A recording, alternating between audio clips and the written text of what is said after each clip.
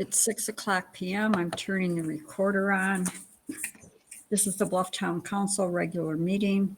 Today is Tuesday, December 12th, 2023. Roll call.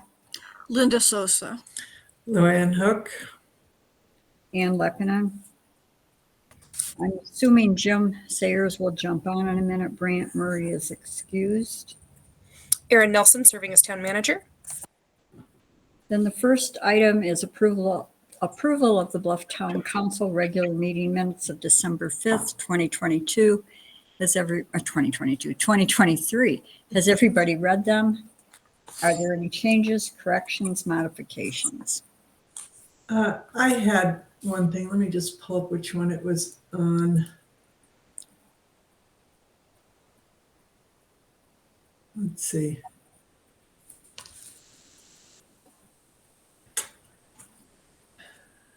Okay, it's number 6. It just says it's just a strike out the again. It says explain this youth group will come again. They're the ones that got the interest started, but they've never come. This will be their first time in Bluff. Everything else has been AmeriCorps. So if you just cross out the again, I'd make a motion to pass them as they are. Okay, got it. Is there a second? I'll second the motion. All in favor say aye. Aye. Aye. Anyone opposed? 3 ayes. Then second is approval of the Bluff Town Council work session minutes of December 8th, 2023. Has everybody read it? Are there any changes or modifications? I'd make a motion to approve those as they are. I'll second it. Anything else? Then all in favor say aye. Aye. Aye. Anyone opposed? 3 ayes. Then public comment. There will be a 3-minute time limit for each person wishing to make a public comment. If you exceed the 3-minute time limit without permission, the meeting controller will mute you. Erin, do we have any public comment? No, Mayor, I don't see any at this time. All right, moving to unfinished business, a report on the Design Review Committee meeting that was today, and an update on the joint bank account with Utah Deneba Kea. And I'm assuming Jim Sayers is still not on the meeting. I don't see them. Then I'll go ahead and just report on both of these. We met today with the design review team and talked over pretty much the same agenda items that we've had in the past, including the work that needs to be done at the Cooperative Cultural Center, the use of AmeriCorps. The one thing that was different is that the new executive director for Utah Deneba Kea was on the call. Her name is Janet Sloman-Chi, and it looks like she's going to be making a number of changes. She asked a lot of questions and was quite interested in the acquisition and redevelopment agreement as it's laid out, as well as the financial obligations of each side. So we spent some time going through a few of those items, recounting the grants and filling that in. But there wasn't any super breakthrough other than really getting Ms. Chi interested and engaged, which she clearly is. Damian Ballerin was on the call from UDB, as well as Melanie Daniels, and then myself, Jim Sayers, Erin. So on Friday from 9 to 12, that's a reminder for the council that I've posted on Utah Public Notice website to walk through the Cooperative Cultural Center to talk about possibilities of continued demolition and removal to get ready for the big EPA grant. Erin, is there anything you want to add to that? All right. On Friday, this past Friday, I met Janet Sloman. She, for the first time, she and I met up at Zion's Bank and signed off on the account so that she is a signatory in place of Woody Lee. And I spent about an hour and a half with her. We were joined by Tom Chi and Davis, Phil. I always get his last name wrong. Filford. Filford, thank you. I always want to add a TH at the end. And we talked about the acquisition and redevelopment agreement. We talked about how the purchase played out from start to finish when the district put the old building on the market. So it was a good hour and a half that I spent. I got a sense of Janet, and I think we'll be having some really moving forward conversations with Utah Dene Bakea. Any questions? Hey, Jim. So it is 6:06, and Jim Sayers is now on. Jim, we started right at 6, in part because of the dinner that the food pantry is having and the people that have been involved that might want to make it to that dinner tonight. So we just finished with item number 1. We're moving to number 2, which is a report on the Bluff Town Council work session on Friday, December 8th. Does somebody want to cover that? I can do it. Let me just get to my notes. We had a work session with the council, and then with, we were joined by Britt Hornsby and Jen Davila, and went through, the purpose really of the work session was more than anything to get everybody up to speed on the new council for what needs to be done in January, particularly the first meeting, and then talk about the different grants that we have so that we know at least it's on Jen and Britt's, that they're on Jen and Britt's radar. And we talked about the Active Transportation Advisory Committee and Planning and Zoning Commission. I think that the biggest things that, well, the immediacy of the meeting was really reminding everybody of all the things we need to do that first meeting of the Bluff Town Council in January, which includes setting the dates and times, lengths of the regular meetings, choosing a mayor pro tem and understanding what that means, declaration of interest, work with Utah League of Cities and Towns, the training, picking a treasurer, picking a clerk. And then again, like I said, we went over the grants, and the minutes will be posted on our website if people want more detail. Does anybody want to add to that from the council?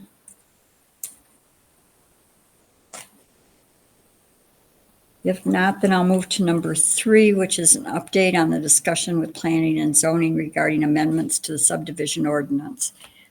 As we noted last week in our meeting, there are a couple of firms that have been hired by the state of Utah to do the subdivision updates, and it's a fully funded mandate, which is unusual for Utah to have that. So in order to take advantage of it and update our subdivision ordinance, I handed off to Amanda Podmore last night the 2 firms that had contacted us, the Hanson Planning and Sunrise. What she will do is take that to planning and zoning, and they'll do the requisite background checking, interviewing, and then they'll come back with a recommendation as to who they'd like to work with, because that's where it will end up, or start off rather. So that's been handed off successfully. We have a year to get that in place, but the sooner we get in line, the easier it's going to be. Any questions from the council or thoughts?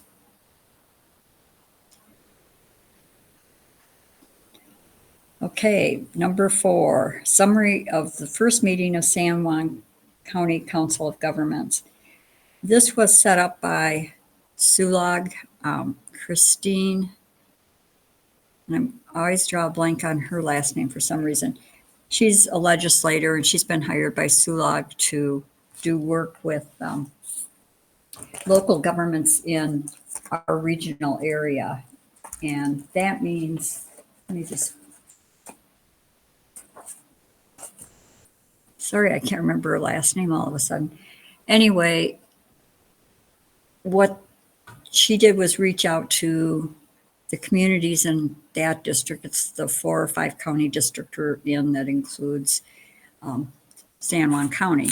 And so present at the meeting was Bailey Heglin from Monticello. She's the mayor. Logan Munson, the mayor of Blanding. Myself. Casey Meyer, who is Christina's assistant. And then Jamie Harvey. Sylvia Stubbs had said she would be there, but she was absent. And the purpose of it is to brainstorm once every 3 months as a group, like what are our needs? And we went around the table and everybody stated what their strongest needs are as they saw them. And what I said, because there's Christina's supposed to be taking this on for our district, helping to find grants and funding for various projects like the CCC. Also support staff, since we have a full-time town manager, but we fill in a lot with part-time and volunteer, truly volunteer, who are unpaid. And if we're a town of under 5,000, that support is supposed to come from SULOG, which has now changed its name. But on all their letterhead, they're still using Southeastern Utah local government. And we met for about a little over an hour and really just spent the time brainstorming. I've raised law enforcement and code enforcement. Talked a little bit with Logan Munson about that before, about maybe being able to tap into some code enforcement or law enforcement possibilities for us. And, just generally everyone's idea of what their community needs that SULOG would be able to help us with. Our next meeting is in March, and maybe by that time we'll have a little better idea, but Christina and Casey will keep their eye on all the grant possibilities and funding possibilities and let us know as they pop up on their radar. There's a site that they're on. Any questions or thoughts on that?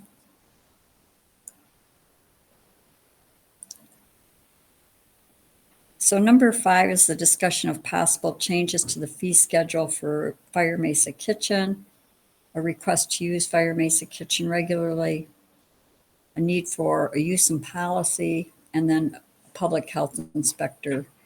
I'll start with the last piece. The public health inspector, we can't officially promote and use Fire Mesa Kitchen without getting an updated inspection. And we're still stuck in a hard place because the inspector for San Juan County is still out on medical leave, and the contract with Moab inspection apparently terminated or expired. So I need to talk to Mac McDonald and find out how they're going to do inspections, but we need to get an inspection done. And so my thought was to push this item off to the first of the year, when perhaps I've got that 2 weeks to try to figure out how we get an inspection, because it seems premature to me to set up any fee revisions or discussions of contracts if we don't have that inspection in place first. Does anybody disagree with that, or do you want to spend time? Jim, you're muted. We have no timeline on when an inspection would take place at all then, is that correct? That's correct. Yeah, well, And the woman from Moab who was doing the inspections was not particularly helpful with either of our commercial areas. And so I'm going to find out from Mac if there's a list that we can find where we hire the inspector to come in and do it, because right now it could be a long time before they get an inspector on board, and we need to get this done. who needs the inspection The town does. Of for, the kitchen. for our insurance or something, or it seems like you do it till they come and then you correct any problems that they come up with? Well, that would be the problem. The last inspection was in 2019, and it's annual. So we are out of compliance. We don't have a current inspection. And they're giving us a hard time about it, or we're just trying to get it up to snuff? Because it seems like we could still rent it and use it until we can find an inspector. We are still renting it and using it, Lou. It's still being used. It's just that it would be nice to get it inspected and get it current, because she put out there that it's never been inspected, which is not accurate.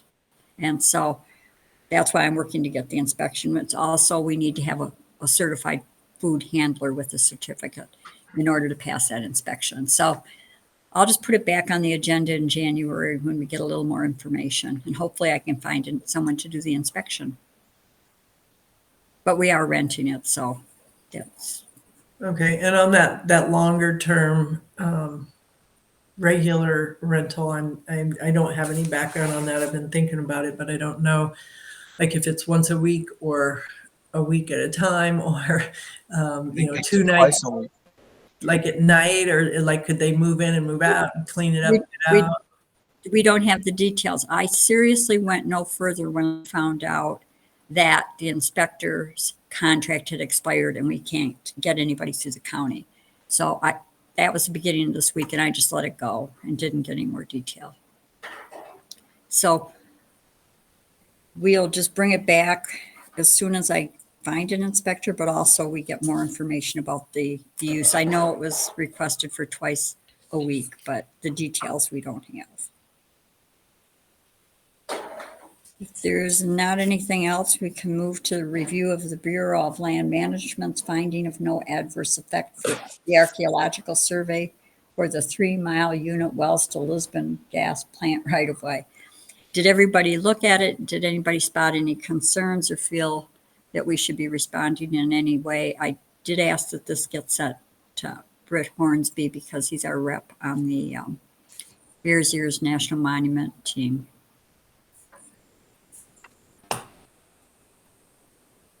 I thought it looked fine. I think it's out of our town, obviously, but I didn't see the alarms. Well, unless somebody expresses concern, then I will just wait and see if Britt Hornsby has any concerns, but otherwise we won't prepare a response. And I did not deliberately keep the agenda this short. It just fell out that way. So is there any other? Erin? Just one minor administrative note. We're having some issues with our website. It's still functional, just from the back end, we're having trouble uploading documents. So if folks are looking for minutes or agendas, we will try to get those uploaded as soon as possible, but I've got to do some stuff on the back end. But certainly please go to the Utah Public Notice website if you need any of those materials. Great. Thanks, Erin, for working on that. I know Linda's expressed concern. Motion to adjourn. It's 6:18. Second. All in favor, say aye. Aye. Aye. Right.